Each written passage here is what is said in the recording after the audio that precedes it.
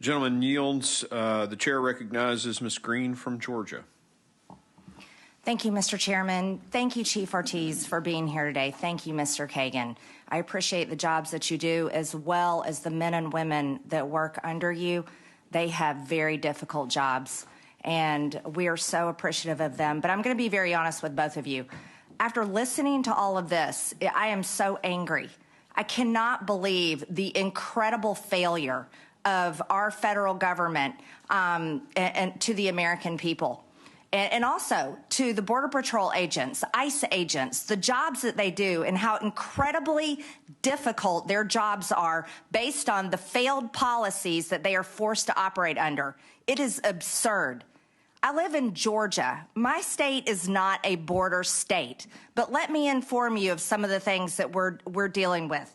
Here in Georgia, fentanyl-involved deaths has increased by over 230% since Biden has taken office. In my district alone, we have had fentanyl-involved deaths increase by over 350%.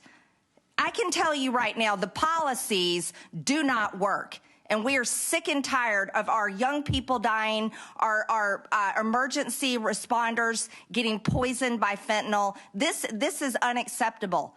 Chief Ortiz, are you aware that there was an explosive device found by Border Patrol agents on January 17th in an area called No Man's Land, and there's surveillance of who put it there? And guess what? It wasn't Americans, it was cartels. Are you aware of that? Thank you, Congresswoman, and good to see you again.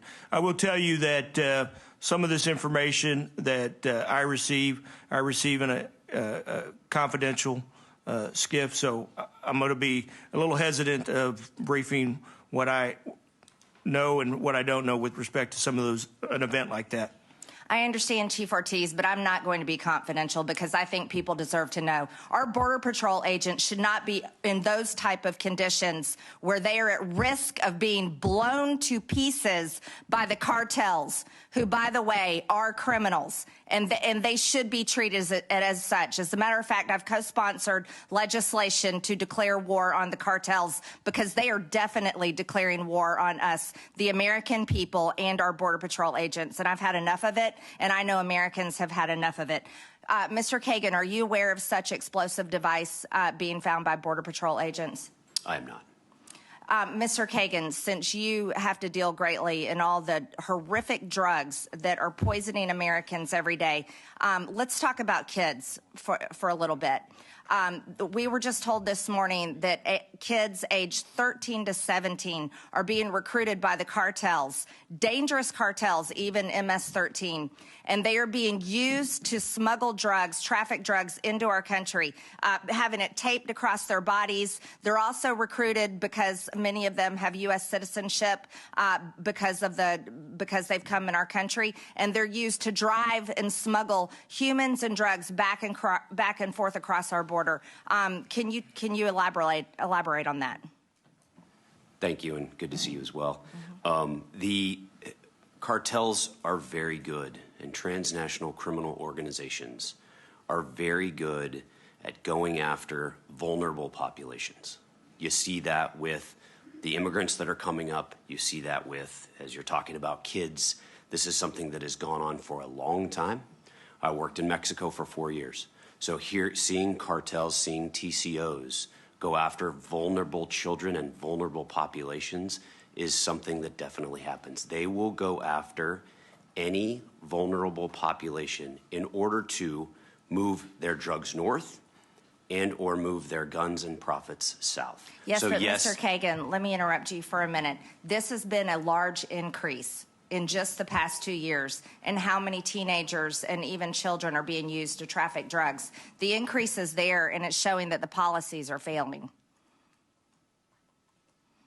I'm sorry, ma'am, I didn't catch the question. I said there's been a large increase in children being used trafficking drugs into our country and being recruited by gangs, and it's just happened in the past few years, and the policies are failing. So what change needs to be made? I don't have data on the increase in children being used. My time that I'm speaking about goes all the way back into 2007 to 2010, when I was in New Mexico. So I don't have any comment on increase or decrease. So that's not, as an investigative arm of DHS, not here to focus on. Well, I can tell you right now, I have the statistics. Deaths of 350% in the past 2 years in my district from fentanyl. That's proof that the increase is there. And we are devastated. Sorry, I didn't mean to be disingenuous. There is definitely increase in fentanyl coming here. There's definitely, we all have seen the increase in death in children. I was just on a panel a few months ago sitting next to 3 parents who had lost their children. It's the hardest time that I've ever had to testify in my entire life. Then I think, you know what, I think you guys, and I'm going to be really honest with everyone, I could care less about politics at this point. All I care about is policies put in place that allow our great men and women to do their job to secure our country. And our country is not safe. And our people are being poisoned by fentanyl every single day. I cannot believe it's the #1 cause of death of people from ages 18 to 45. That is unacceptable. And I think that we need to all be honest, and who cares about who our boss is and who cares about who's in office. We need to be honest and forthcoming about the changes that need to be made to secure our country, because America is all of our home. It doesn't matter about Republican, Democrat, or who cares. It's everybody's home. And what I would like to see done is real frank conversation about what to do to fix this problem. Thank you very much. The gentlelady yields. The chair recognizes Mr. Lalota from New York. Thank you, Mr. Chairman, and thank you.